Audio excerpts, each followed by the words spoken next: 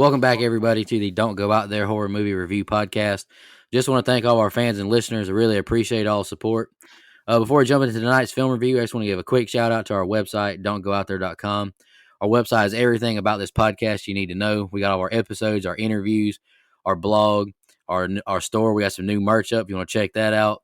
And we got the link to all of our social medias, Facebook, Twitter, Instagram, YouTube, and TikTok. Go follow us and subscribe to us on those platforms.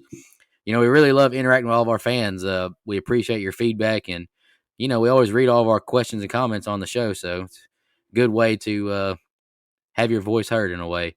Before we get into the film review, I just want to, for all of our YouTube viewers, just want to show off these new tumblers. They're a big fan of the show, friend of the show, blood donor of the show, Shan. She made these tumblers for us. They've got these handsome co-host of us. Look at us. Just look at us. Would you look at that? They're really good. They're really nice. They're awesome. Really appreciate you, Shan, for making these for us. We'll link her Etsy page below on all of our social medias. Go check it out. She's an awesome woman, and we really appreciate her and her hard work. Y'all show her some love. And if you're foreign, like in Canada or something like that, just send her a personal message, DM or whatever, and she can get you one sent to her. Just Etsy charges out the wahoo to do all that. I'd like to say real quick that I too appreciate my tumbler, Shan. I left mine on my desk at work today by mistake. Otherwise, I could have joined you guys in holding it up. That's my bad. Hey, whose voice is that? Is anybody? That's crazy. Who is this? It's the ghost of Mike's on mute, so he really is a ghost right now. It's the ghost of co-host. By God, ghost of co-host could that be? Could that be? That's Dustin Franklin's music. By God. Dustin is back. Good to have you back, brother. We've been thinking about you, been praying Appreciate for you. Sending our best thoughts and vibes and hearts out to you. Tonight's film review, my choice this week, chose 2015's The Witch, or VVitch, or however you want to pronounce it. VVitch.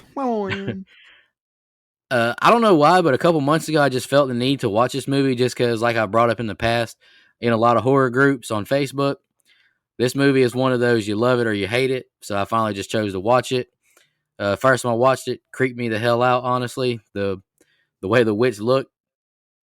Previous film reviews we've done on this show, we brought it up. It's like at the end of the movie, it made me feel some type of way. I felt different, It's not like watching a Jason or a Freddy movie or a Michael movie. You just watch it for fun. This one it made me feel like I love movies that make me feel something when I get done watching it. I think the movie is great. That's why I picked it. And I think Robert Eggers, I like what he's done so far. And sneak peek next year, we'll be doing his other movie, The Lighthouse. So just be prepared for that. Brian, what are your thoughts? You're the only person I was worried about, mostly about not liking it. I would like to say that everybody was wrong in saying that I wouldn't like this movie, because I do think that it's a good movie. It's going to get a high rating from me. Now, is it high rewatchability for me? No. And did I quote, I'm doing air quotes here on YouTube, enjoy it, watching it? No. It's one of those where I was like, wow, okay. That was good, but yeah, that may be it for me on that one. It bothered me. It wasn't an easy watch for me. And admittedly, I had to turn on the subtitles. That wasn't English they were speaking. No way, despite what they say.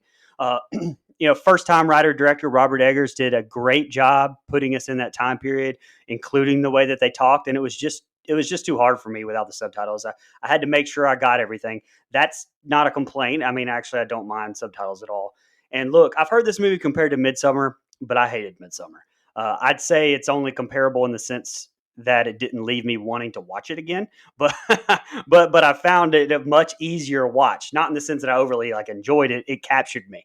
I was able to relate more to it. I guess the dark, as eerie as it was here, and I'll get into more of that later, but the dark not necessarily comforted me, but I don't know, it made me feel more comfortable than the entire thing being almost broad daylight like Midsommar was. And I understand the similarities, but I don't at all put these two in the same category. This movie got under my skin to me because it's real. It's more relatable to Passion of the Christ to me. That's why demonic movies freak me out, because to me it's real. And do I believe in witches? No, but demons, pacts with the devil, gifts and riches based on those pacts for your soul, that's real shit. Hell, ask much of Hollywood and well, never mind. Anyway, before I get off on a tangent, this definitely had me transfixed for much of it. It's not usually my type of movie, and if it had been in any other setting, I'm not real sure I would have cared a whole lot much for it. But it all comes together. I think here, I think it's real. The cast is absolutely phenomenal. Hey, I'm ready to get into it. Okay. Yeah. So look, I'm in the same line as Brian here. I like this movie, and by the way, I appreciate the hell out of what this movie is trying to do. I love history. I know I'm not the only co-host that feels that way. So to put myself in that time period, that historical setting, right there is a way to my heart if you do it correctly. This movie almost does it too correctly, where like Brian mentioned, I can't understand what they're saying sometimes, and I'm telling you, I had the volume up, and sometimes you don't have the luxury of having subtitles, so you had to grin and bear it. But listen, I think it's really good, man. Robert Eggers does a great job as a director. The writing is good because, like it says at the end, it's through historic journals and stuff like that, and I really do appreciate the attention to detail, the building of the sets like they would have built stuff back in the day, the clothes made like they made clothes back in the day. I love all of the what went into making this movie. The movie itself, it's not an enjoyable experience. It's not supposed to be. I will say the people in this movie act their ass off. My hat goes off to this whole cast. I think they're phenomenal. Even the little shithead, man, fuck them kids twins. They're supposed to be assholes, and they are. It is great. I love a lot of ingredients in this movie. Again, this is not a very rewatchable film to me. Now, if I'm in the mood for one of these more artsy horror, for lack of a better term, I would probably put this on second to Hereditary, and I would put Hereditary on first, but this would be a close second to me. So I'm excited to talk about it because there's a lot to talk about. But I like the film, but it's not one I want to revisit very often because it's so. There's never any up moments. There's no moment of joy. There's no moment of even humor except when Thomason is kind of shitting on her little, twin sister or whatever. That's the only time I'm like, ha, you little shit. But that ended up biting her in the ass. So, yeah. Anyway, excited to talk about it. Yeah. First of all, I want to say it's good to be back, and I appreciate the positive thoughts and prayers while I was dealing with a lot of stuff in my personal life. Second of all, I want to thank Nico for finally picking a movie that I agree with him on. Third of all, as far as this movie goes, I'm just kidding. We've actually been on a roll lately agreeing. But finally, oh, no, sorry. I watched this movie today for the first time. I'd planned on rejoining you guys this week no matter what. Nico told me, last week, he's like, take all the time you need. We'd love to have you back for the next episode. Unless you hate it, then take even more time if you need it. And that made me laugh. But I'd already decided I was coming back tonight, and got home from work, turned it on, and was just immediately captivated. I think that, like Mike said, I'm a huge history guy, so the historical accuracy is down to the details of how they built the set. I appreciate the hell out of it so much. The atmosphere is incredible in this movie. It just looks cold as fuck, this entire movie, and gloomy. It looks like, the Northeast in 1630 would look, I guess. The character, the acting is phenomenal. The wardrobe is phenomenal.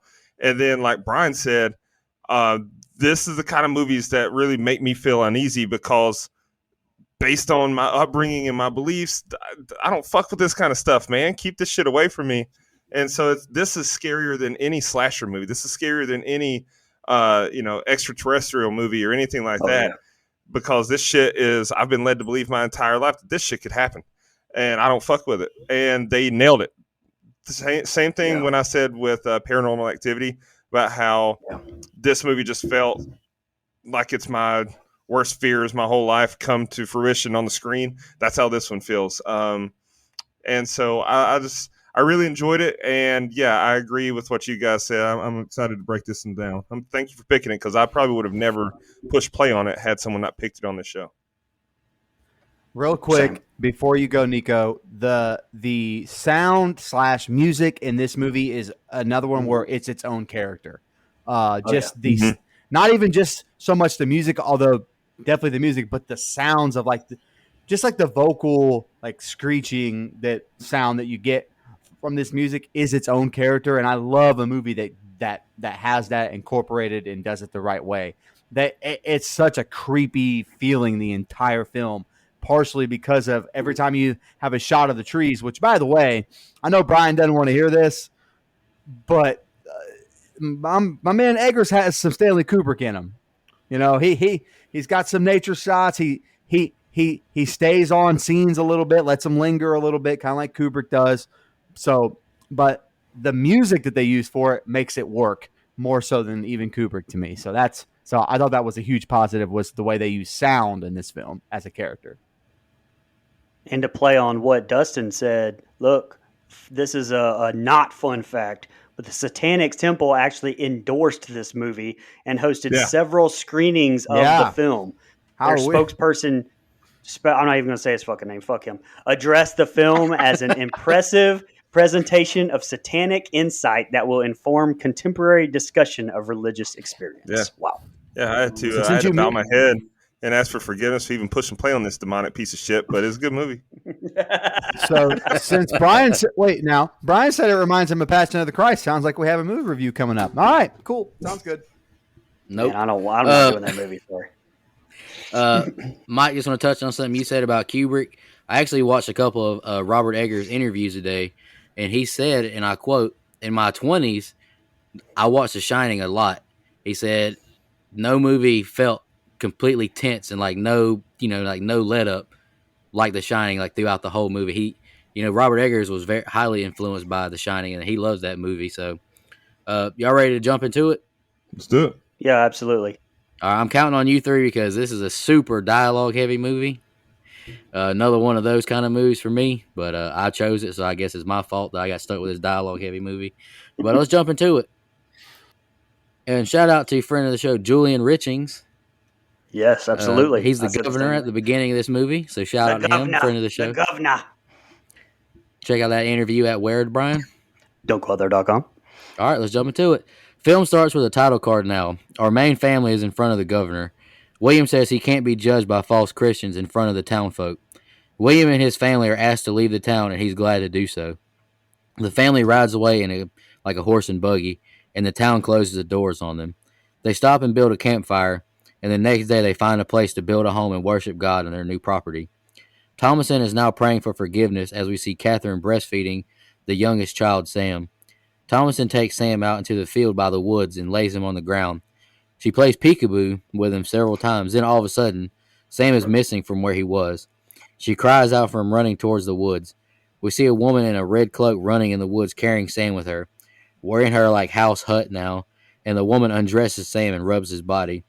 She takes a knife and kills the child, and she's now like churning his body. She rubs his blood on her body. The witch rubs Sam's blood on her broom as well. Caleb walks past his sleeping siblings, but takes a peek at his sister's chest as she sleeps. He wakes Thomason as we hear the mother crying. He goes outside now and finds his dad amongst the crops. He tells Caleb mother hasn't slept a night since Sam went missing. If not a wolf, hunger would have taken him by now. William asks Caleb to join him in the woods to catch food. They don't have enough harvest to survive the winter. Thomason goes to her mother, who lies in her bed crying and praying. Thomason fetches water now. Caleb and William are in the woods now, and they talk about sin. They set more traps, and Caleb asks if Samuel was born a sinner. He asks if he is in hell. He then asks, what if I were to die? Caleb asks where he got some of his hunting equipment. William traded Catherine's silver cup to get them without telling her. Thomason checks the coop for eggs, and she drops one, noticing the embryo in it. William tells Caleb not to tell mother of the cup. He will tell her when grief has passed. They call for Fowler the dog, who barks at a rabbit. William struggles to load the gun, but finally shoots at it. He misses, and it backfires, and the powder hits him in his eye. Mercy and Jonas skip around the yard singing about Black Phillip the goat. Thomason cleans out the pen by the woods. William gets control of the goat and gets it back in its pen. Catherine asks where he and Caleb went, and now she scolds Thomason for not watching Mercy and Jonas. Thomason helps remove William's shirt as the whole family seems to argue. Caleb tells her they went to find apples in the woods, but they didn't find any. He said he had saw some. He thought he'd seen them and wanted to cheer his mother. William has Caleb get water for his mother now. All right, Brian, that's the opening scenes I got. Go ahead, man. Hey, so first off, William, Ralph Ineson, Guardians of the Galaxy, Star Wars, Game of Thrones. Dude has been in a ton of stuff I'm sure you've seen. Man, his voice. Yeah. When I first saw this, I thought it was Tony Todd. I mean, if you ever needed a voice for Candyman, Jordan Peele, and you can't get Tony, Ralph Ineson has you. But okay, I don't know if this is a hot take or not, but I don't think you need this opening scene with the Puritan jury thing and them being banished. I think that with the dialogue throughout, that you could accomplish what you accomplished here. I think maybe it's just an excuse to kind of get some visuals of the town. But to me, it's kind of wasted. I mean, do we see the town at any other part of this movie? I don't think so. I mean, and look, hats off to Eggers, man. He had them build this town from scratch using techniques from that time period. But was that kind of a waste when the only time you see this was for like 5 seconds whenever they're walking through to the beginning? But look, I appreciate trying to world build, but I just personally, if you're going to cut something, I think that this would be something you would cut. Okay, since you guys touched on this, absolutely beautiful shots of the wilderness here. Quick shots of the wilderness. Notice I said quick because this isn't a Kubrick film, which, I can see. I've heard the comparisons between Egger and I can definitely, and Kubrick, but I can definitely see some of the comparisons, but it's not even close in the sense that I actually enjoy Eggers' films I've seen so far. Let's move on before I get, hate mail from my co-hosts and everybody else. But Eggers does Send such a your good job here. tweets to @B4. Yep, cutting that out. All right, so anyway, Forgot he's the editor. Eggers does such a good job. He spent 5 years researching this whole period, every little detail. 90% of the film is natural light, even down to the fucking mannerisms of everyone is on point. He definitely captured the period.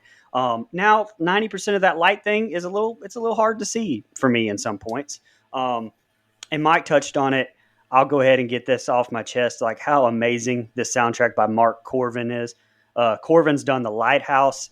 He's done the new Resident Evil movie, which I'm seeing this week, hopefully. This soundtrack, it fills you with dread. It's a phenomenal fucking soundtrack. Anna Taylor-Joy, I think she's a phenomenal actress, to keep using the same word, phenomenal. Loved The Queen's Gambit. It's the first time I'd ever seen her anything. She obviously carries that series by herself. She's so phenomenal here. My thoughts as she's asking forgiveness right off the bat here makes me think, wow, I'm definitely going to hell by these standards. But this sets up one of the many themes here, which is her, Thomason, struggling with her faith. And it's great.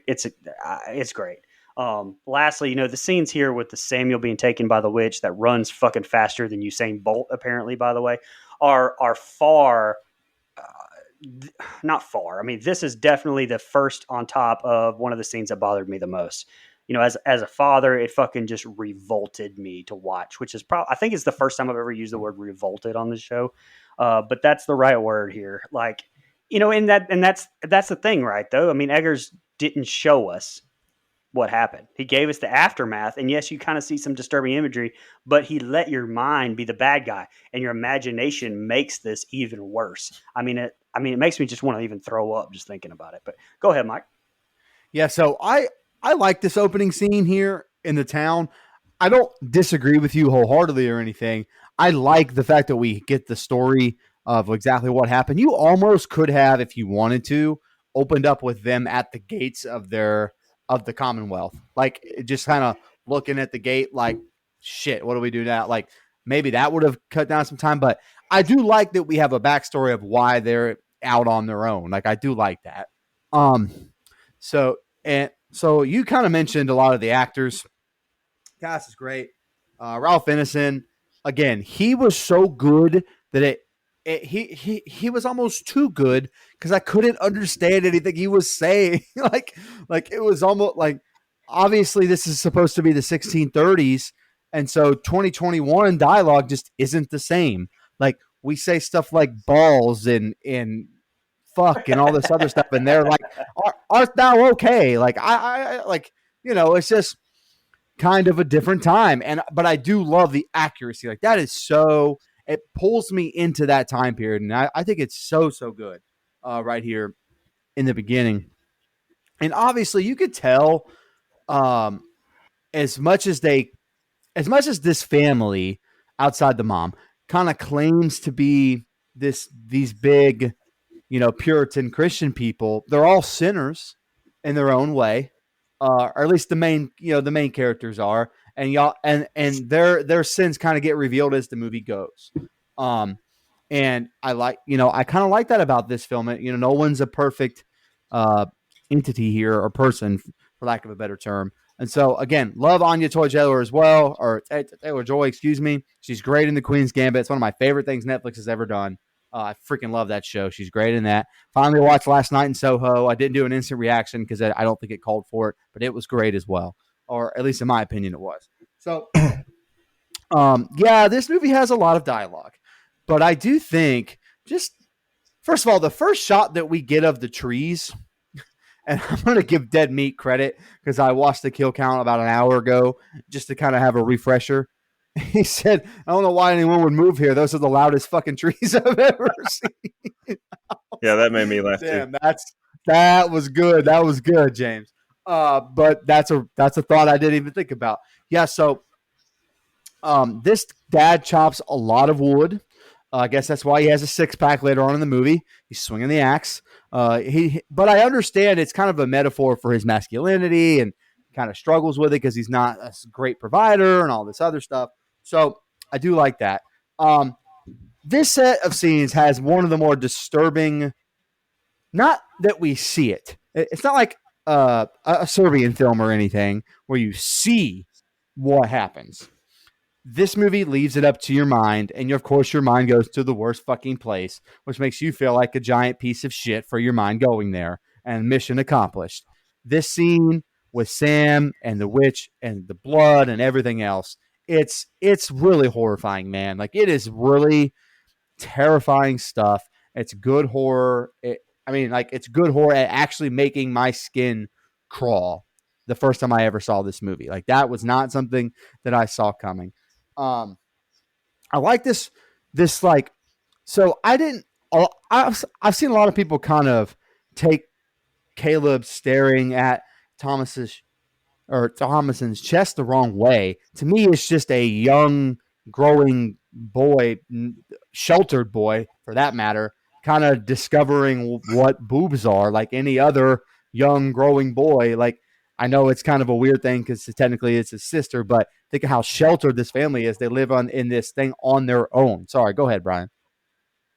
What I was just going to say was, with that, I think what they're trying to go for with Caleb is that no one is without sin, not even Caleb, and they've got this whole 7 deadly sins thing going on with his I think being lust and Williams being pride and so forth and so forth. Yeah. But that's what I think they were going for with that. I don't think it was an incestual thing.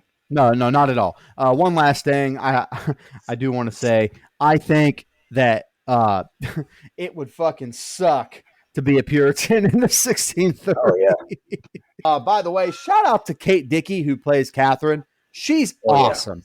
Yeah. She played, golly, man. I love the acting here. I think she's great, man. I'll never forgive her for being Lysa Aaron. Oh, before you go, Anya Taylor-Joy, call me sometime. Oh, Jesus. Had to get it in, brother. I'll never forgive her for being Lysa Aaron. She was a terrible mother in that movie, and she tried to kill her daughter in this one. So, yeah, she's just a bad mother all around. Spoiler alert, multiple Man Fucked Them Kid awards going out. Starting off this set of scenes. Twins. Starting off with this set of scenes, Brian, you brought up a good point about how you feel like the opening scene could have really been condensed and we didn't need that trial scene. But I think we kind of, I like that they had that in because it really lets you know a peek into William's mind.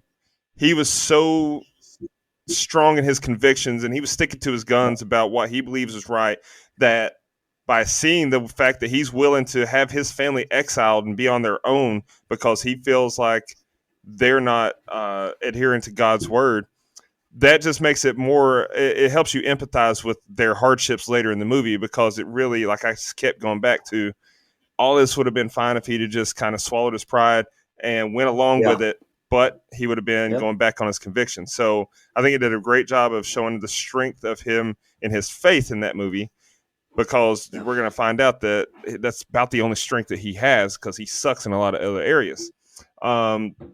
Hey, he can cut some fucking wood, though. God damn it! You ain't lying. He's a wood chopper from way back. That's about fucking it, dude. That's about all this man is good at. Holy shit.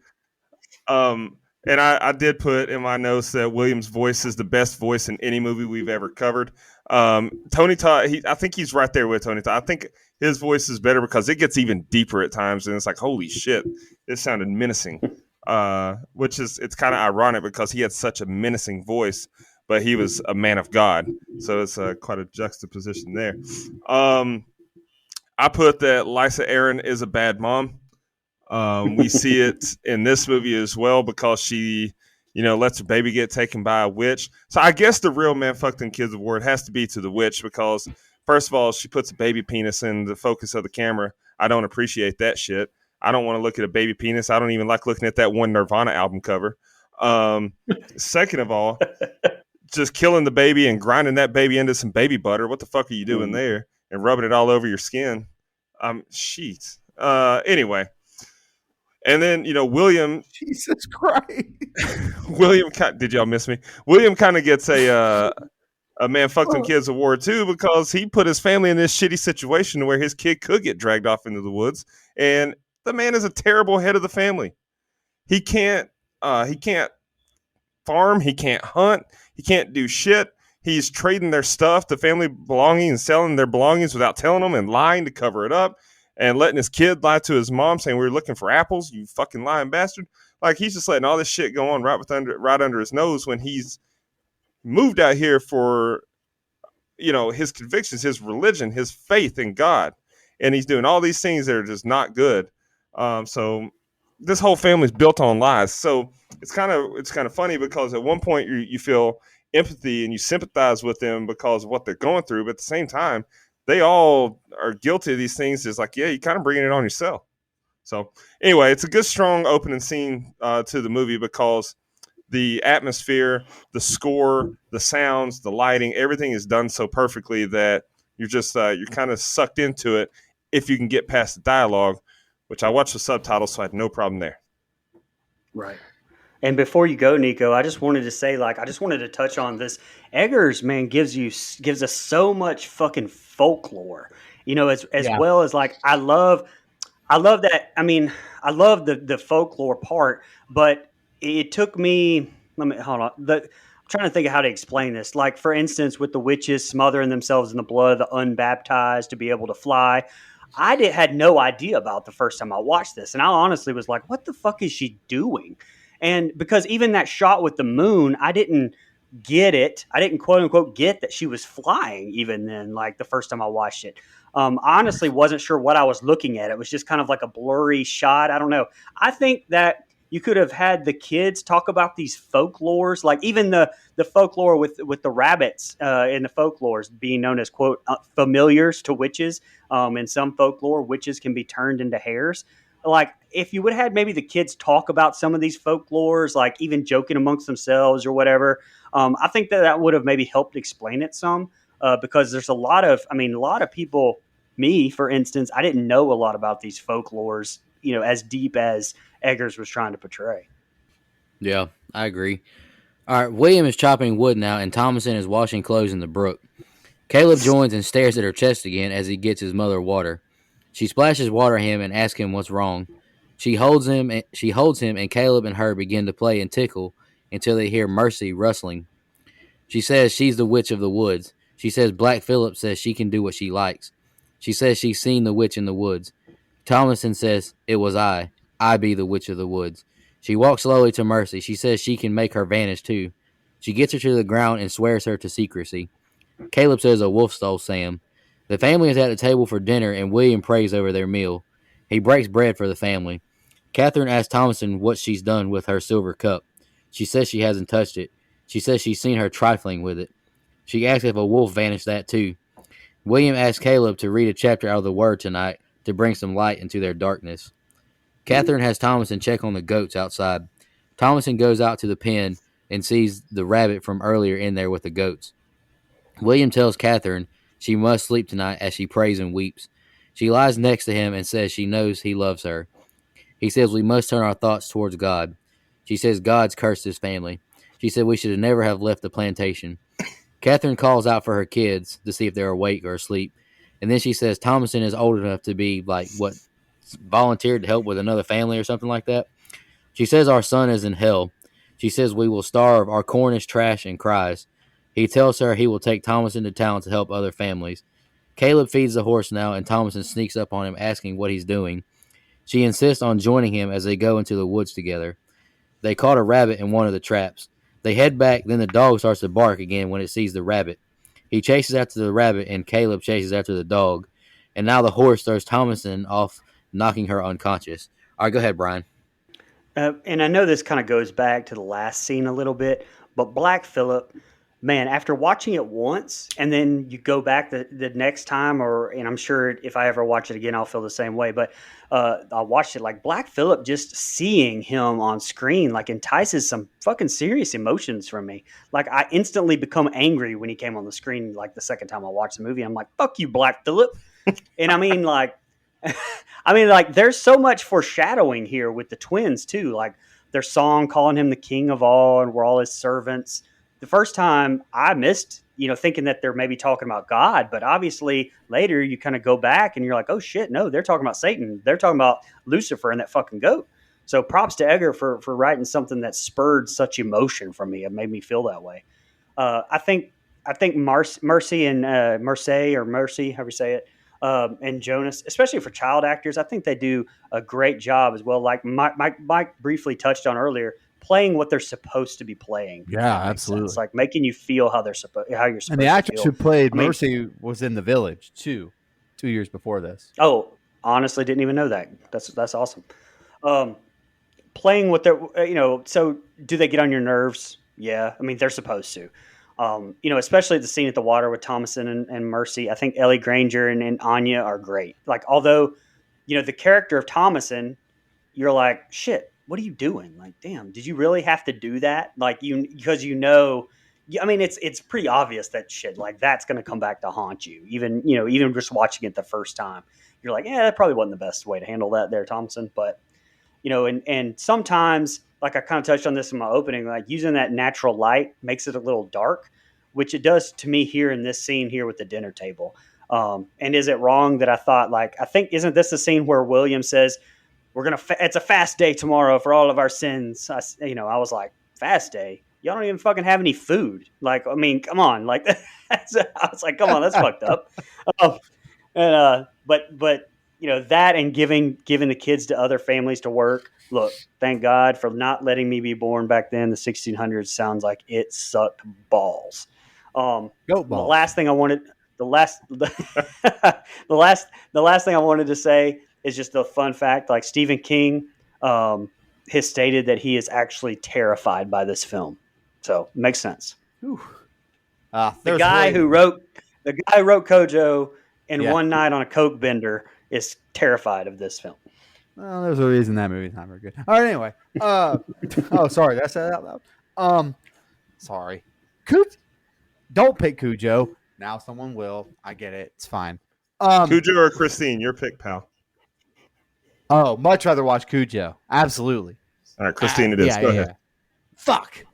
I meant Christine. Yay, Christine. Great film. Elite. 9 out of 10. All right. Anyway, here's William chopping wood again, by the way. Just motherfucking chopping wood. So a lot of this set of scenes kind of, and I know that our focus is supposed to be on Thomason, but Caleb, to me, is the most interesting character as far as until he meets his, spoiler, he meets his end. But to me, he's the most complex character, the most interesting character, because I could tell he's probably a really good kid that just his sin is lust, but like on the grand scale of stuff, I don't really see the issue. But he lives in this lifestyle. So to me, this is the big or what I take away from this set of scenes. The one at the dinner table, first of all, fuck off, Mom. All right? You're coming at me with the wrong tone. You're accusatory.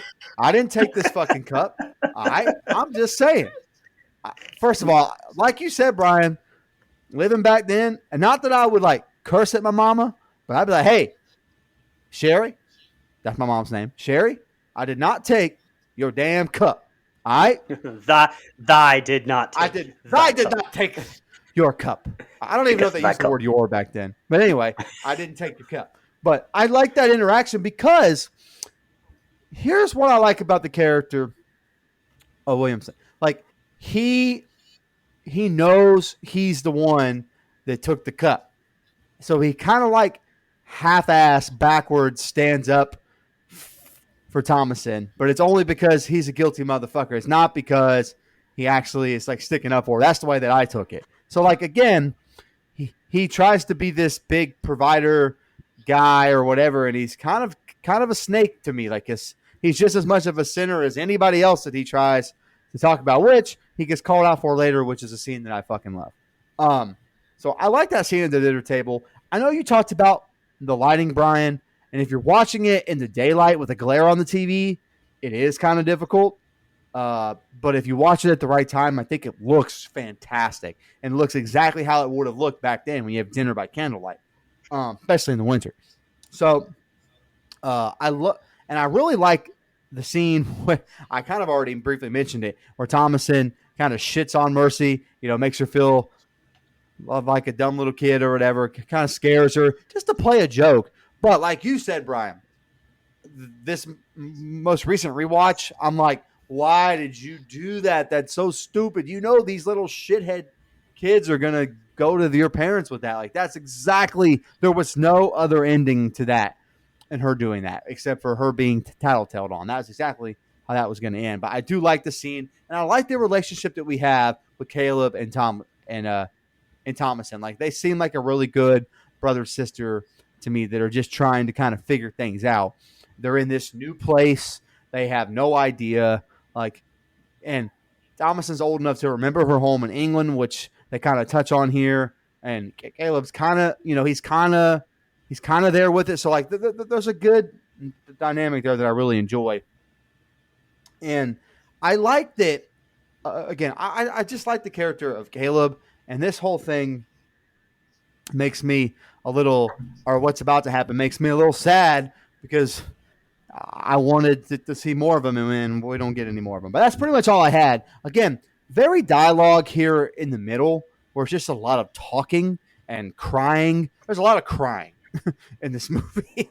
So, like, there's just a lot of dialogue and a lot of crying. So not a whole lot of notes per se, but just things that, like, stuff that I really enjoy is more like the shots that we get of as they're riding the horse, shots that we get of him chopping wood, where I think the camera's not really focused on him. It's more focused on the trees in the back. Like, I just really like those Kubrick-esque things that he does, for lack of a better term. So yeah, Dustin, go ahead. Hey, in conclusion to Mike's story, in Puritan times, Sherry would have locked Mike in the barn. So Mike would live in the barn back then, just in conclusion.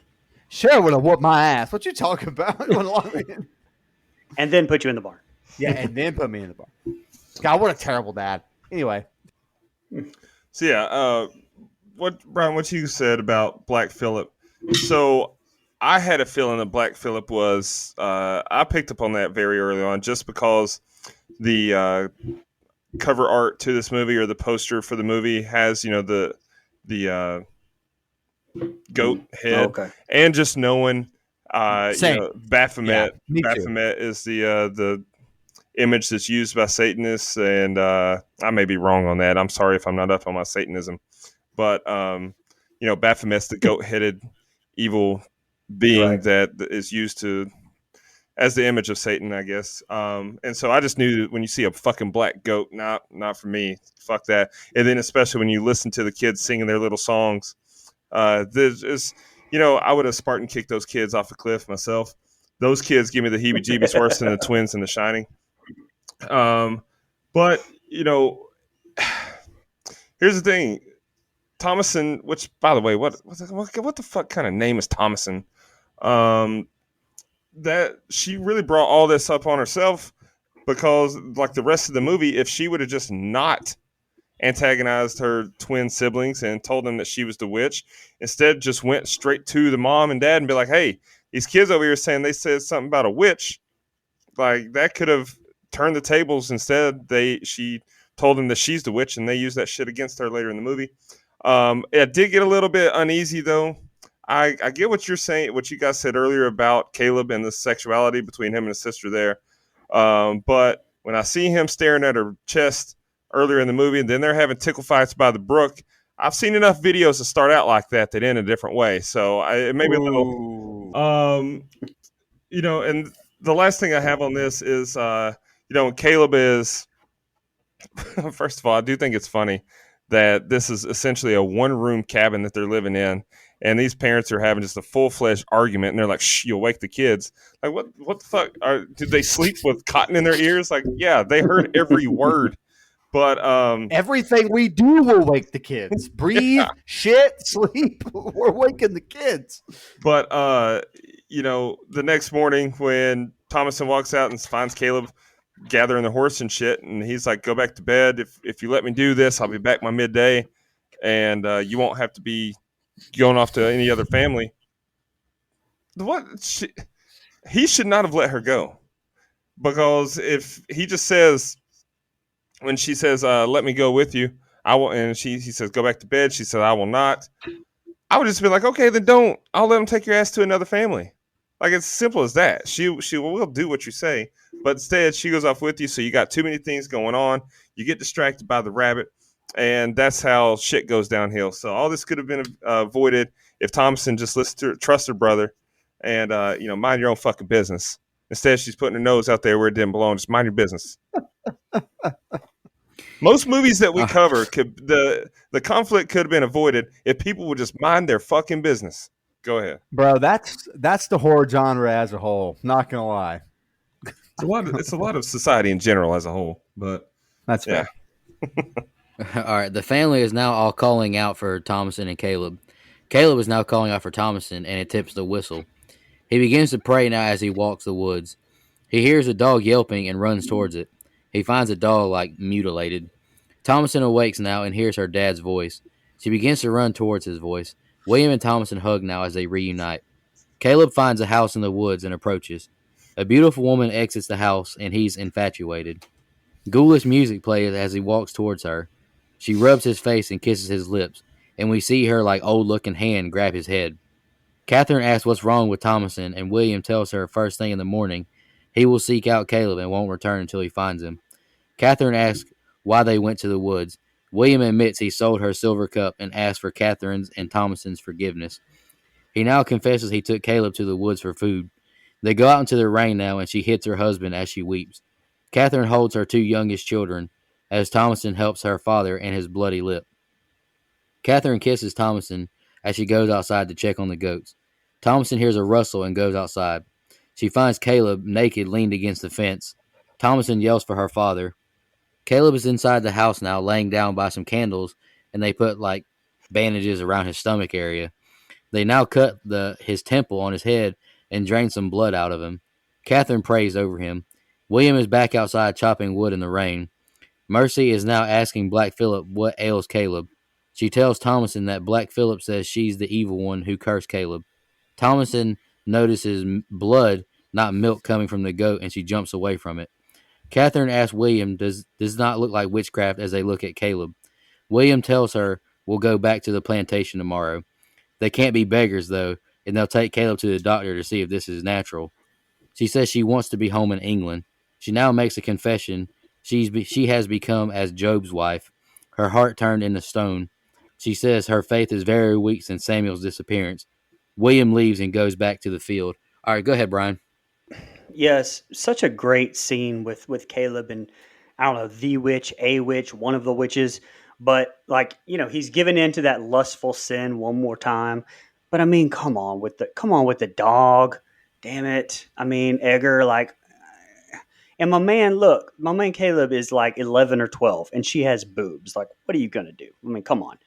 But that arm coming up is one of the very few jump scares we get, if you even want to call it that. The music getting super loud or anything, it's just like bam, it's just disturbing.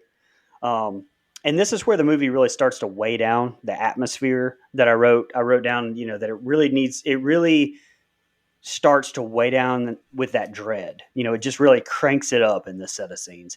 And here is also where Catherine, I think, really starts to just fall off the edge and kind of become unhinged. Again, Mike touched on it. Kate Dickey does such a great job of portraying that. And, another underlying theme of this movie really starts to crank up here as well, where it's like, yeah, the witch is manipulating shit, but this family is also starting to tear itself apart from the inside. Not trusting each other, blaming each other. It adds so much tension because there really is no safety. You don't have that safety with your family like you normally would, away from whatever the evil is. And it's probably the best job I've ever seen of the lead character, literally step by step, little by little, losing everything in her life. With Thomasin, I mean, like step by step, everything is stripped away from her. And lastly, we get Katie breaking down further. I love the line about how she's sorry she's been a shrew. Like, are you sure you were super nice to even begin with? I mean, I don't know, I'm just saying. But just based on what we've seen so far, anyway. But but you have to have William here still with all of this worried. Like, with all of this going on, he's still worried about how things, quote unquote, look to the village. He's still letting pride chop him down here. And I love it. I love everything about it. Yeah. First off, I just want to say, hey, Caleb, I get it. I would have walked straight up to that woman too. Witch or not, I understand, pal. I said the same thing when we did Knock Knock. I was like, that's my worst case. Like, that's my worst nightmare because that's 100% a trap I would fall into. Same thing. Free fucking pizza. She is my free pizza in the middle of the woods. And, further in these scenes, unless these little bitches are Dr. Doolittle and Dr. Doolittle Jr., I would have killed these kids. Like, you're doing too much talking to the goddamn goat. Fuck that. Funny thing about that was when I put that in my notes, then I realized that Ralph Ineson was actually in 2020's Doolittle. And so I'm like, okay, now is this coincidence? I don't know. Fuck these kids. But seriously, though. Thank God he has these movies to fall back on, because that movie's a pile of dog shit. Anyway. Hey, put some respect Sorry, Ralph. Please come on the show. Put some respect on Robert Downey Jr. I will, except for that movie. So this set of scenes, though, I don't have a lot other than what Brian said, because this set of scenes is a lot of dialogue heavy and a lot of building. And so this set of scenes just did a great job of building that tension and making you feel uneasy and preparing you for what's going to happen. And it just really lets you, like, this. I think this is the turning point in the movie that I realized there's not going to be a happy ending here. That this is not going to work out. There might be a couple survivors, but this is not going to be good. And it's all about the atmosphere and the score, just like most of this movie is. And they hit it out of the park again with this set of scenes. Absolutely. Yeah, that's kind of my takeaway from this set of scenes too, because there's not a lot that happens, but this movie kicks up a little bit here to me as far as the way it makes the eeriness, the sense of dread that I it's there the whole film. But this is the set of scenes that kind of makes me feel like, okay, we're about to get some, like, there's no way this could end well. The family, it's funny. They're looking for Thomasin, but when she comes back, they're pissed at her. Like, I completely understand Thomasin's plight in this film. Like, again, Edgar said it wasn't directly a feminist film, but the fact that the issues that she's facing here still exist in modern times where people can connect, that he said, that's really cool. I'm glad that people can connect, but it's not cool because these issues still exist. So like, I like that right here. This is kind of where Thomasin, I start to empathize and sympathize with her a lot, because they treat her like total shit for almost no damn reason, except for these little twins and their shit-eating grins. Like, again, great acting, by the way. Just hate these kids, man. Like, they piss me off the whole film. I hate it. But anyway, again, not a whole lot, but you get the sense of the wife, Catherine, is not happy. Wife, mom, she's not happy in this whole thing. She wants to go not just back to the plantation, but back to England, even. Like this whole thing, and we kind of had touched on it. But William is not a great provider. He doesn't do a whole lot well but chop wood, and he's a hypocritical Christian, and to me that makes him. I'm okay with flawed characters, but I just like this set of scene does a really good job. It has a lot of dialogue, so again, I didn't take notes for. I'd have been there all day writing what people said, but I really like what this set of scenes done, setting up what's coming and making me feel more of a sense of dread. Kind of like Dustin touched on, which was fuck. This is not going to be good. Like somebody else is going to die very soon, and as you see, that's exactly what happens. Very well said, Mike, because the next couple scenes are two of my favorite, but it's very hard to do justice me reading it, so you got to watch this movie. William calls for Jonas and Mercy. They begin to cut the crop down. Mercy begins to sing about Black Phillip, and now we hear a loud scream. The family runs inside and gathers around Caleb. Caleb wakes and says, "She's upon me." She pinches, he yells. Catherine asks him, "What does this?" But his mouth is sealed. William tells Thomason to get the kids out. William pries his mouth open, and he spits an apple out. Mercy tells them Thomason is a witch. She turned the goat's milk to blood. William forces her to her knees and asks if she believes in the word, if she loves God. The family prays for Caleb now. Jonas and Mercy say they can't remember their prayers. Caleb wakes again. It's her, and he names off several animals. She desires of my blood. The parents pray over Caleb as he chants, "I am thine, my enemy. I wallow in my sins." He now prays to Jesus. He sits up towards Christ and says, "Take me to thy lap." He exhales some, and he leans back on the pillow, and he dies. Catherine shakes his body, begging him to wake up, please, as she cries.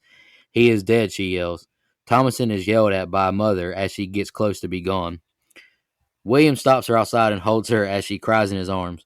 He tells her of how he visioned a proper farm. He tells her he must tell her the truth. She says they lie. "I love Caleb," she says. "I made no bargain. I am no witch." He tells her to speak truth. And this is one of my favorite scenes. Like, it was hilarious first time I watched it. I wrote, "She snaps on his ass now. They plan to rid the farm of her," she asks. She calls him out on the cup and calls him a hypocrite. She yells, "You can't farm. You can't hunt." She tells him the adversary comes in the form of the goat. He snatches her up and drags her in the house. William forces her to speak to her mother. She tells mother that Jonas and Mercy make covenant with the devil in the form of Black Phillip. William yells at the kids. Catherine yells, "We are damned." William locks Jonas, Mercy, and Thomason in the goat pen with Black Phillip and the other goats. Thomason asks, "Are they witches?" She asks them if he really speaks to thee. William and Catherine bury Caleb now, and Catherine gets in the hole that they dug and hugs her son again. All right, and the next two scenes are the ending. Go ahead, Brian. Brian, before you go, this set of scenes is fucking awesome. This is, to me, the top set of scenes in this film. I fucking love them. Sorry, go ahead. Yeah, that was kind of my first. That was my first whole thing. Is to me, this is the best set of scenes in the movie, or especially this scene here with Caleb. To me, that's the best and most well done scene to me in the whole movie. And there's so much here. You've got the twins unable to pray because, again, folklore, someone under the spell of witchcraft or possession, they are not able to complete the Lord's Prayer. But yet somehow Thomason still gets blamed some, which is driving her further and further from faith. You've got all the layers here with Caleb spitting out that apple. That's from him lying about the apple earlier to Adam and Eve and the whole first temptation of man. There's just so much depth and so many layers here. And shout out to Harvey Scrimshaw for his performance as Caleb here too. Again, it makes me just sick to my stomach having a son that age and watching this scene here with Caleb. He does a fantastic job. Then he gets that short 15-second reprieve where you think the prayer helped him, and then boom, he's gone. He's dead. And to me, immediately following that powerful scene, it's just another truly just powerful scene. Immediately following with Anya Taylor-Joy and Ralph Ineson. It's just such a well-acted scene with just showing the relationship between father and daughter, and it just feels real. Innocent, shows so much amazing emotion as he's trying to convey something that you really just have to experience to even understand what he's doing, trying to convey freaking out over Caleb, but also loving Thomason as a daughter and trying to figure out what the hell is going on all at the same time. And I felt that he conveys that just amazingly. There were some more scenes planned to involve Black Phillip, but because he's not like a well-trained goat as planned in real life, the ideas had to be scrapped. Fuck that Luciferian goat. But anyway, lastly, just the shot with Catherine in the grave with Caleb, such a gut-wrenching scene. I mean, just a beautiful shot. It conveys so much. It makes you feel so much emotion with absolutely zero dialogue. Go ahead, Mike. Yeah, so right off the bat here, first of all, this corn looks like shit that they're cutting. This is some bad corn, man. Y'all in for a long winter, even if you do live, bro. You ain't living very long after this. Some bad crops. All right. So the reason I said this is an awesome set of scenes is because a lot starts to happen. So that's a good thing. But really, the kind of back and forth death scene with Caleb is so good. That kid acts his ass off in this set of scenes. I love it, man. I think it's great. And so does the woman that plays Catherine, whose name I already said. I'm not great with names. You have to forgive me. But her conveying not only the sadness of watching her son go the way he's going, but the anger that she feels towards Thomason, which is not justified, by the way.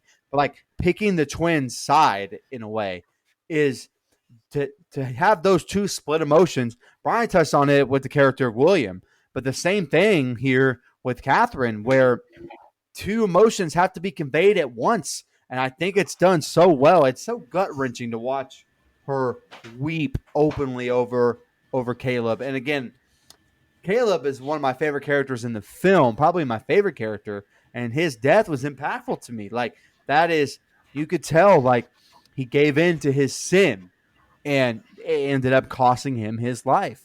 And I think that's a really good narrative plot to keep throughout the film. So I love that scene. It's so intense with the twins accusing Thomason of witchcraft, or being the witch of the woods, and we saw what played out earlier, but no one believes her, and all this other stuff. So I think it's so intense. It's a family dynamic at its core. It's a family drama almost at its core there, and I think that's really, really good. And again, the scene with Thomason and William, where she basically puts his ass on blast, I fucking love. That is what I've been waiting for somebody to call this motherfucker out, and she finally does. Calls him a hypocrite. Calls him pretty much a lousy hunter, grower of crops. Like he throws his ass under the bus, and I fucking love it because it's earned. Because he's not believing her while she's trying to say, I'm not a witch. You should probably look at those twins and the little, Brian, you touched on it, the little attention to detail about them not being able to say the Lord's Prayer because they're under the spell of witchcraft, going all the way back to, folklore and folktale. That's such a good detail that you watch it the first time, you don't even think about it. But doing prep for this show is something that I learned. I had no idea that was something that existed. That is why I love doing this show. But I thought that was such nice attention to detail. I loved it. And again, whether you think that was real or whether you think those twins were being little shits, kind of like the Salem witch trials 50 years later, where some people were faking that they had been put under witches' spells and stuff like that. That's kind of what I took from it. But maybe maybe that's just my interpretation. But again, love this set of scenes. I think it's awesome. The final shot here of Catherine, hugging the corpse in the it is so good. It's rainy, it's gloomy, but it's so well done. It's so well shot, so well lit, and the music is great. I just think this is the best pure set of scenes in the movie, because after this we get a little fantastical for my taste, but I think this set of scenes right here really is the strongest part of this film. Yeah, so you mentioned how that corn looks like shit. So I read that in one shot in this movie, the corn can be seen with signs of ergot, which is a hallucinogenic fungus. And so that could be used to explain to those that aren't believers in this type of supernatural being and higher power and Satanism and devil worship and all this stuff. If you don't believe in that, then that could be something that could be used to describe the events that this family believes they're seeing happen. You know, the blood coming from the udder, the Black Phillip talking and everything that happens in this movie. That could be one way to use to explain that. But this set of scenes is, like you guys said, this is the strongest set of scenes in the movie, just from an acting perspective, because our boy Caleb, what was his name? I want to give him his proper something Scrimshaw. Harvey Scrimshaw. That boy showed his acting chops here. He acted his ass off with that little scene. Yeah, he did. First of all, it was a crazy sounding scream that came from the inside. He's great. It sounded like He's a awesome, dude. grown woman scream. And everybody rushes inside. And then this is just a tense scene with the praying. Everyone's gathering in a circle and we're going to pray. And the parents are freaking out. They're half mad. They're half scared. You got the twins doing their own thing, just being creepy as fuck. But that should have showed the parents everything that you need to know, which I don't know how widespread knowledge it was back then. But, if someone is possessed or something, it's said that they can't recite Bible verses and they can't do religious things. So when they can't pray, I'd be like, okay, these little bastards are possessed. They're going in the barn alone. But that's not what happens. They put Thomason in the fucking shed. She's the one that's trying to let you know what's going on. We're going to punish her and put her out here, put her life in danger with Black Phillip and these fucking twins. That's just bad parenting there. So there's another man, fuck them kids award. I did think it was awesome, like you guys said, like you said, Mike, when Thomason put his ass on blast, like, oh, you want me to tell the truth? Well, you did this. Is this the truth? Well, you suck at this. Is this the truth? That was awesome. Basically called his ass a raggedy bitch. Yeah, you raggedy bitch. That's exactly what she did. I can't decide whose acting was stronger in this movie, Caleb or Thomason, because they both just acted their asses off. But, this set of scenes is really, like I said, this was the best set of scenes in the movie, but the ending is still so strong enough to where I don't feel like it was a letdown. That's not what happens here. You still have Gotcha. You have a strong ending to follow this set of scenes up, and so it's just great movie from here on out, like it wasn't already. All right, here's the ending. William is chopping wood again, getting all of his frustration out. This is my fault, he confesses as he falls to his knees sobbing. I am infected with the filth of pride. Dispose me how thou will, but redeem my children, he cries out. Later that night, Catherine wakes and she sees her cup and Caleb holding Samuel. She hugs his neck as Caleb says he's longed to see her. Back in the goat pen, we hear a thud. The kids begin to panic. Caleb asks if it would please her to see them oft. Sam cries and she breastfeeds him. The kids see the witch in the corner drinking milk from the goat. They scream when they see her face and she laughs. Catherine is getting her breast pecked at by a raven as she sits there laughing hysterically. William wakes up and crawls over his wife. He goes outside and sees the goat pen destroyed and only Thomason remains. Jonas and Mercy are missing. He looks towards the sky as Black Phillip rams into his gut. William grabs the axe to fight back, but gives in to his fate. Corruption, thou art my father. The goat rams into his chest, knocking him into the giant stockpile of wood that falls on him, killing him. Thomason walks towards her father, and Catherine grabs her and asks, where are they? She calls her the devil. You have their blood on thy hands. You reek of evil. You took them from me. You killed my children. She gets Thomason to the ground, and Thomason grabs like a gardening knife tool of some sort and slices her mother's face. She chokes Thomason, and Thomason now stabs her mother repeatedly, killing her with blood all over her face. Thomason cries and holds her mother's dead body. She now tosses her mother's body off of her and walks away slowly. She looks into the woods, and then she walks into the house and sits at the table, resting as she puts her head down. She wakes up to the sounds of chiming. She walks up to Black Phillip and follows it into the pen. She calls for Black Phillip to speak to her. What does thou want? He asked her. Would you like the taste of butter, a pretty dress? Would you like to live deliciously? He asks if she sees the book before thee. He has her remove her cloak. He appears behind her. She says she can't write her name, but he guides her hand. We see Thomason walk into the woods naked with the goat following behind her. We hear chanting. Thomason sees other naked women around the fire chanting, and they begin to levitate. Thomason begins to laugh as she begins to levitate as well. The film ends as we see her almost to the top of the trees. All right, Brian, go ahead. What'd you think of the ending?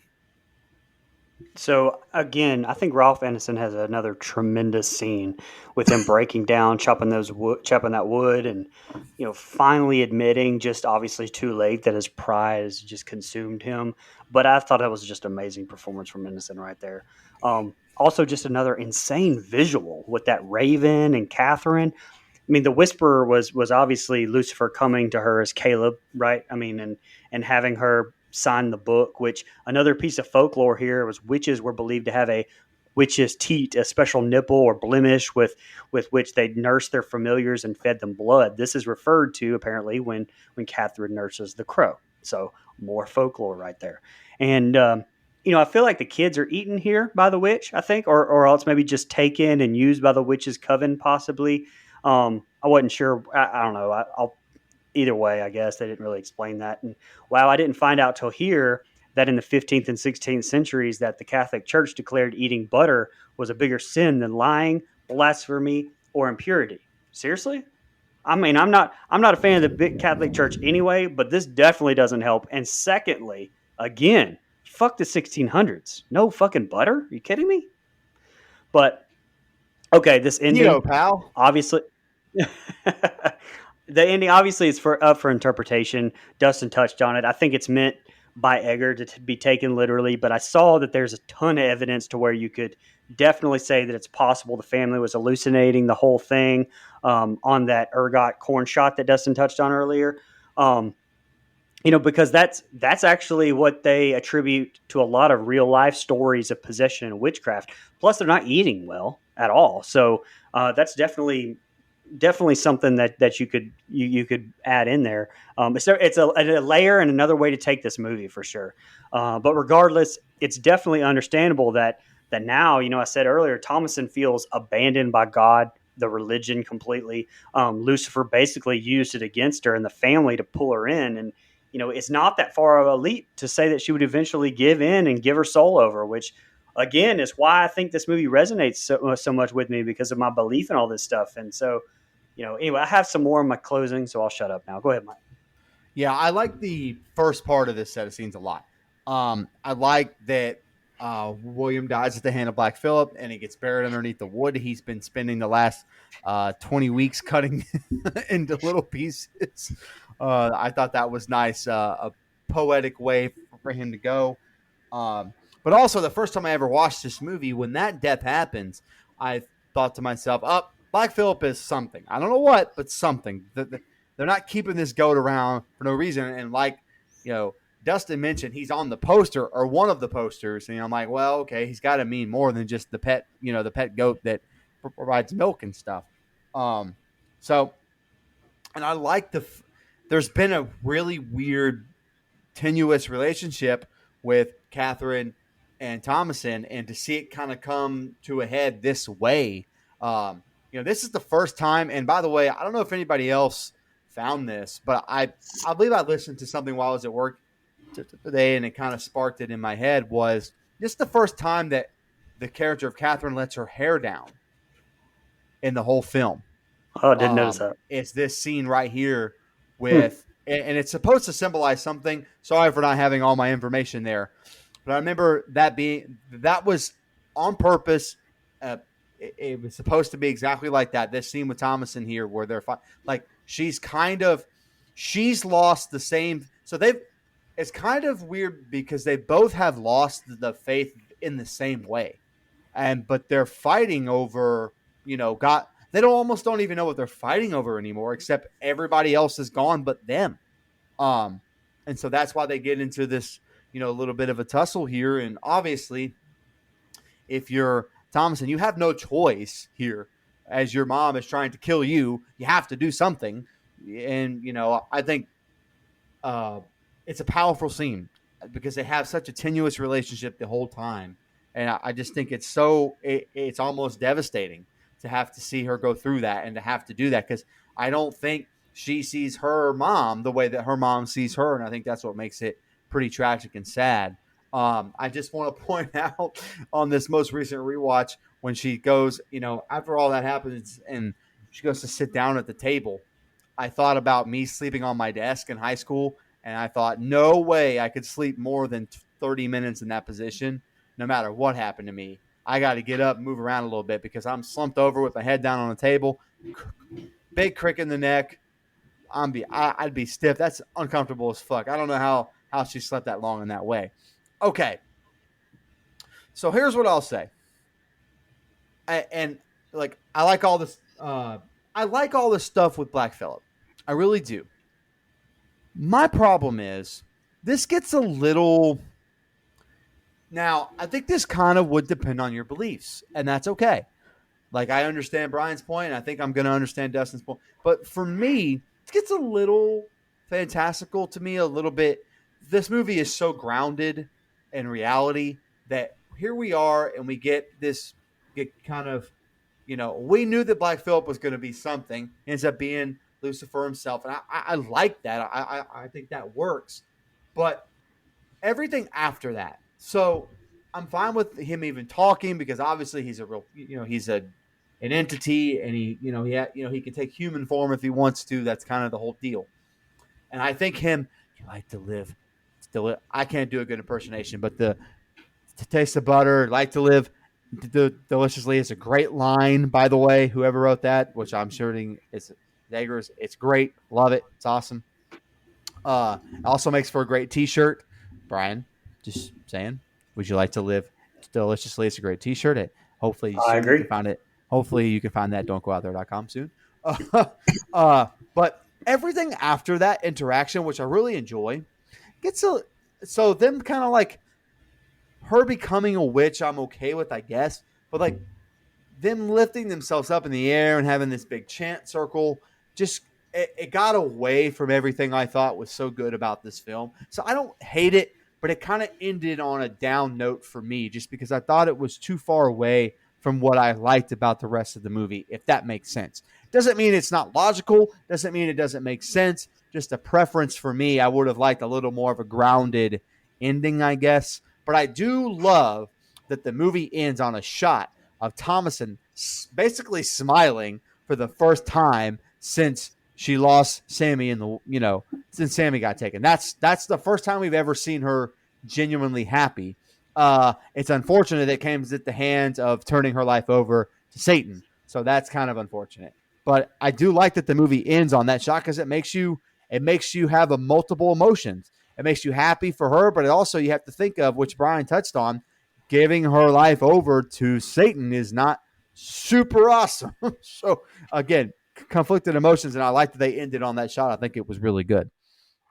Yeah, I would like to also point out real fast before you go, Dustin, that we have a shirt on don'tgooutthere.com that you can customize with any quote that you would like, including the butter quote from this movie. You're right. You're absolutely right. Go ahead. Brian, now I don't have to make Brian work harder than he already does.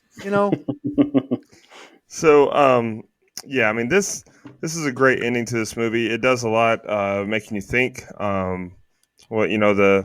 What's going on? Was this just a hallucination with the Samuel and Caleb being in the same room? And then she's breastfeeding, and the crow's pecking at her titties, and she wakes up with her nipples bleeding. It's a very crazy sequence of events there. And then, my man William goes back to doing the one thing that he's good at. And I love the irony. And he's been working on this wood pile the entire goddamn movie, and it's what's his undoing. Love that. We get a very powerful set of scenes, or a very powerful moment rather, with Thomason and her mom, because you can understand her mom's line of thought, right? She's delusional because her whole family's dying all of a sudden, and what's the common denominator in every tragedy that they've experienced so far? Thomason just happens to be there. So she's like, get away from me, bitch. And then she tries to kill her. And, you can understand Thomason's, you really felt the emotion that Thomason was feeling. She did not want to kill her mom. And then just the relief of, okay, I've done it. She's alive. What do I do now? The first thing that I would do is get the fuck out of there. There's no way in hell I'd just go inside, put my head down on the table, and sleep with the door open. But, you kind of get the feeling that's what the rest of this movie is what she wanted. She walks right up to that black bastard and follows him into the room there and just asks him, Philip, show me your ways. And it really cracked me up because the whole, do you desire butter? It's like that old, come to the dark side, we have cookies. It's like, come to Satanism, we have butter. And so yeah, you made it sound like a sex hotline when you did it. He's trying to seduce her with butter. But my biggest takeaway from this entire movie was that the biggest thing that Satanism has to offer is high cholesterol. So, I'm good on it. I appreciate the offer, though. It's very unnerving to see her walk upon this fucking bonfire where all the witches are levitating. That was crazy. And so I really, that's when I'm like, okay, maybe she's just high. But all in all, it's a very good movie. It's a very good ending to the movie because it's tragic. Everyone's dead except for her, and she's lost forever. Well, especially because she walks up on that witch's coven and starts floating herself. But they all have got the unbaptized blood on them. She's just right. Is that real? Is that in her head? Who knows? That's a good case for hallucination that I didn't even think about. Also, I'm pretty sure that my man Eggers here wrote this script off the last verse of Time Marches On by Tracy Lawrence. Brother's on a diet of high cholesterol. Mama's out of touch with reality. Daddy's in the ground way beneath the maple tree. Come on, man. Damn. That's a great song. Dustin knows all the words. Sing it, Dustin. The only thing I would say, Brian, is about the blood is she did have Mercy and Jonas's blood on her. Maybe that counts. I don't know. Did she? Yeah. Were they not baptized? I don't know. I doubt. Well, I don't know. I doubt they were. But why did she have blood? Why did she have their blood on her? Remember, because the witch, I guess, might have killed him in there. Because her mom says that she has her, little brother and sister's blood on her hands. On your hands. No, but having their blood is on your hands. I thought that I took that to be metaphorical because that's that's a very common saying. When you're responsible for someone, their blood's on your hands. I didn't think the blood was literally on her hands. That's almost even more evidence that this whole thing could be metaphorical and hallucination. Almost. I don't see this as a hallucination. I don't see that, honestly. But any that's just me, though. Any final thoughts before we just jump into social media questions and comments? No. All right. We'll start on Facebook. Missy Hutchinson Wall, she commented, I look forward to your comments on this one. I'm not sure how I feel about it. I totally understand. John Watson commented, I like this movie. I only saw it once, though. I know people who didn't like it, but if they put themselves in the mindset of the time period and they understood how the Puritans took witchcraft seriously, they might understand it better, I think. I think Brian kind of touched on that. He said he looks forward to our review, and he said never, ever trust or have a evil black goat as your pet. Good advice. Kevin Potoff, he says, well, it's turd salad for your ears. Ha. Can't wait. Who picked this out of all the great movies? I did, Kevin Potoff. So, all right, let's jump to Instagram now. Elbow.Tyler commented, the dark, grim forest atmosphere in this one is 10 out of 10. Did you guys think it has an underlying theme of the consequences of being devoutly religious? Like that it makes people paranoid, delusional, and turn against one another? Cheers with the little beer glasses emoji. For these people, I agree 100%. They were so paranoid about being perfect, it seemed like they eventually just all fell to their own weaknesses, it seems like. Yeah. Jay Hambrick 88 commented, very good choice. This movie is dope as hell. Appreciate you having on my team, my man. J-Man 5765 said, this is one I haven't seen yet. We've got a couple of comments about that. Y'all need to check this movie out. Make your own feelings on it. because even just watching the kill count, you won't get the feel of it. Danny C. Knapp's a new blood donor. She commented, "So excited for this one. I love this movie. The child actors are all so amazing, and I love that it was shot in natural light. The nighttime scenes are so creepy." I agree. All right, we'll jump to Twitter now. We're almost done. My man Hunter Nelson, just not my kind of movie. To be honest, I don't think I even watched this all the way through the one time I watched it. I get it, man. I really do.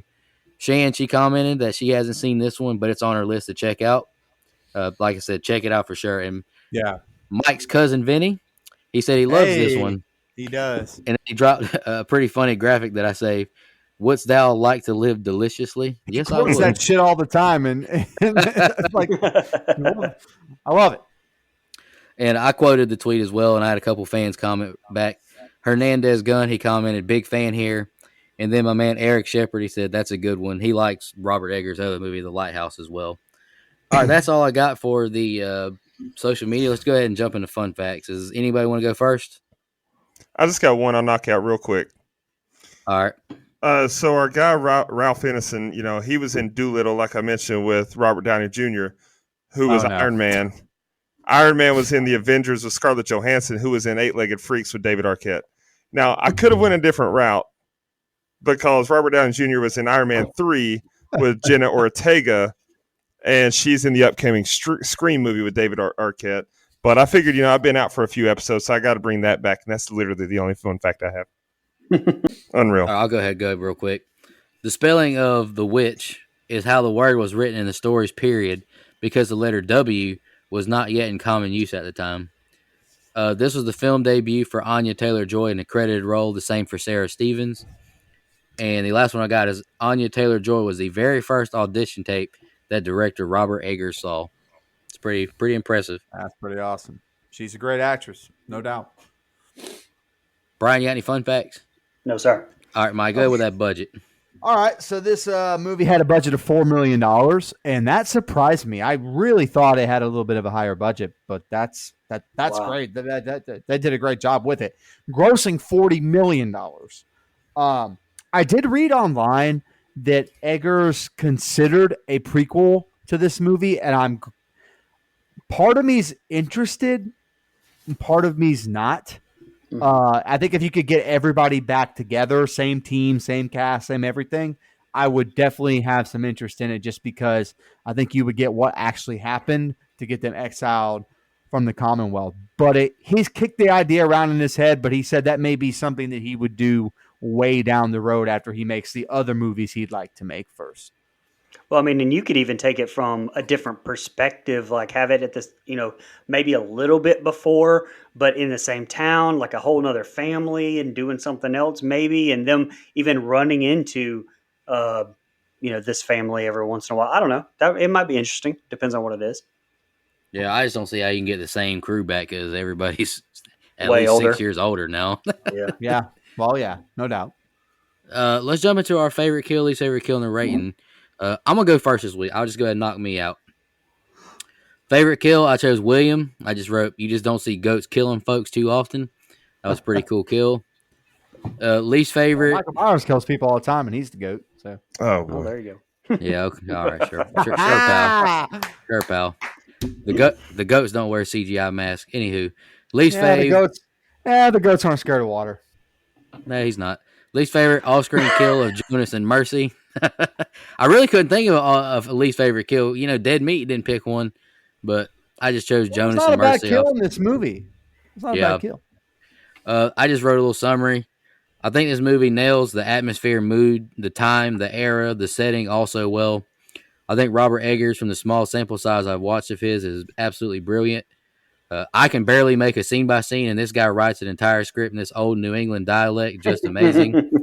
Anya Taylor-Joy's debut, and what a way to make a debut. Just incredible acting from her. I think the mother and father do a great job as well. The dedication the cast and crew put into making this movie, it really shows. It's remote Canadian woods. They had no cell service or Wi-Fi. The actors and actresses were not able to go home at night. Ralph Ineson went to the emergency room 3 times, one of which included a tendon being separated from his ribs from fighting or dealing with Black Phillip. This movie, like others we reviewed in the past, just made me feel so unsettled at the end of my first viewing. I've seen several witch movies, and none have made me feel like this one. The only real con is it's just not a film you watch to enjoy and have fun with. It's a grim tale, but very well executed. I gave it an 8.75. Okay. I'll go ahead and go. My favorite kill was Caleb because I thought it was great acting from Harvey Scrimshaw there. My least favorite kill, tied between the baby and the dog because fuck you for doing both of them. My closing little paragraph here. I didn't say it in the review, but I did get a lot of kind of Blair Witch and Village vibes, which I like both of those substantially more to be able to just sit down and just watch and have a good time. But from a storytelling perspective, like this one's phenomenal, just in a different way. It's definitely a movie that it'll definitely stick in my psyche for a while, no doubt. One of the first times I watched it, I actually had to stop, take a break, truthfully go hug my kids. My son was even like, "What's wrong with you, Dad?"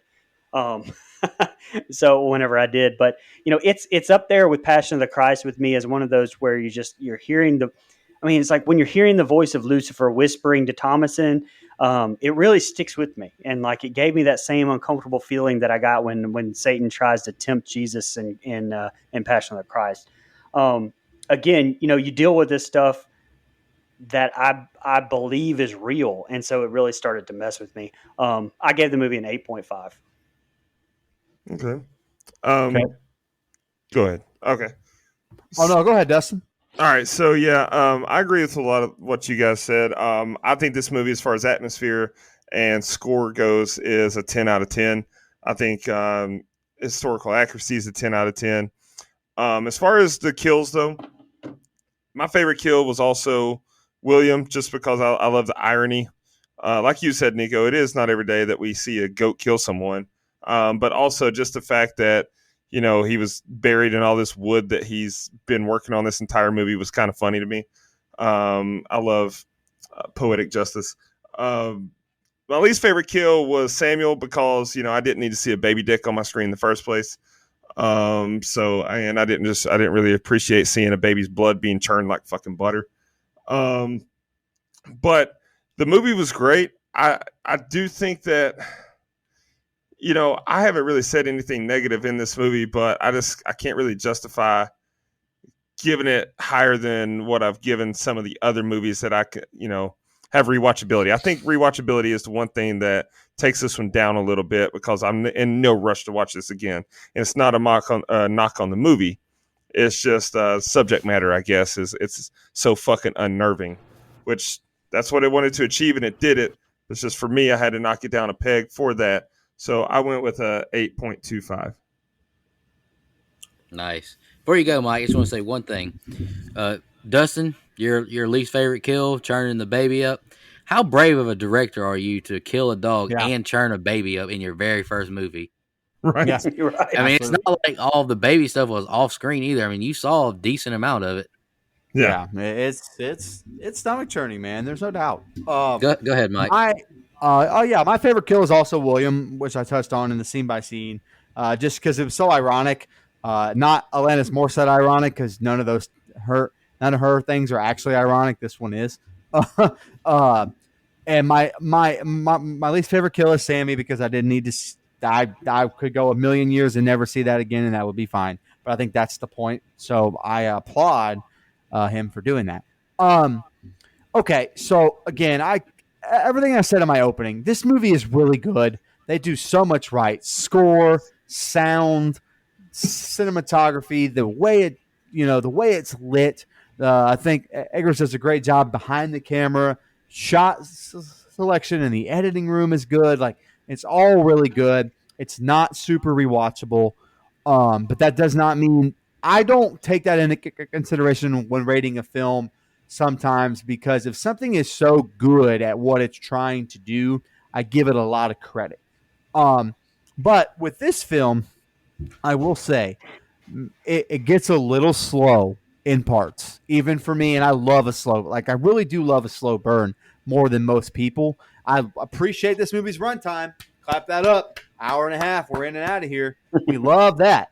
But all that being said, I gave this movie a 7.5, and I know that seems a little low, but part of it is just because there's no high in this movie at all. There's nothing to be happy about, and I know it's a horror movie, and we do horror movies, and in most horror movies, they're supposed to scare you. But some of our favorite horror movies had moments where we're like, yeah, let's fucking go. Like our favorite slasher movies were like, yeah, look at this shit.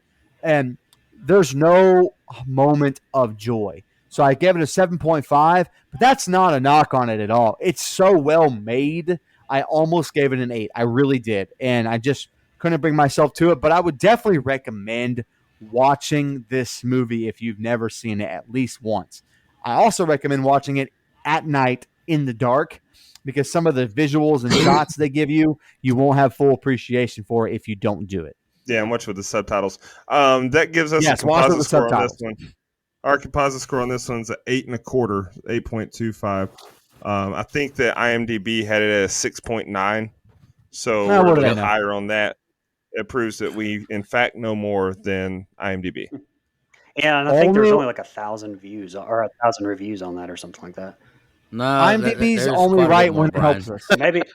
Maybe I picked that. 227,000, but you're close. Oh, wow, what the hell was I looking at? IMDb's only right when we need it to confirm our bias. Exactly. I think you might have been thinking about Thanksgiving. I don't think it had very many. Now, I will say that I'm looking. Hold on. User reviews, the actual typing user reviews. That's what I was looking at. Okay. So I will say that on this one, the ratings on that, the 6.9 out of 10, that's people like you and me that just have an IMDb account that go in there and click a star rating and it averages out.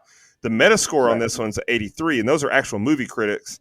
So 83, 8.25, that's about the same grade. So we do know what we're talking about. That's right. Absolutely. Any more final thoughts on The Witch? I'm glad you guys all liked it. Yeah, man. I honestly was pretty nervous about it. Pick good movies going forward, man. This was good for you. All right. Listen, you made us review Thanksgiving, you son of a bitch. I don't want to hear shit. I suggested it because of the holiday. I didn't make anything. That was not my pick. It was timely, so I suggested it. Oh, no. You're about to fire Brian up. Fire Brian up. I can pull the text on that. Thanksgiving the other night, man, that movie is hilarious after a couple of rewatches. It is pretty funny. Sucks. It really blows. All right, go ahead and announce your pick. Then I'm going to shout out our blood donors. We're going to get out of here. Yeah, for sure. So next week, it's back around to me. I'm sorry. I picked Get Out. Oh, my God. Movie about someone being in a sunken place. And, Get Out from Jordan Peele. It's a phenomenal movie that is pretty different than anything we've reviewed, honestly. So I'm excited to hear what you guys think about it. I love you for picking that because I own the Blu-ray, which that means 1.5 speed, 1.5 speed, 1.5 speed. Sorry. All right, I'm going to shout out the blood donors now. Camp Level, reoccurring. We got Clayton J, Nina, Michelle Mirza, Andrew Ferguson, Carrie Adams, the Horror Movie Crew Podcast, and Alex Seligson. Our camp counselor reoccurring are Hunter Nelson, Karen Shan Petrusevich, Dennis Kennedy, and Edwin Hernandez Gunn.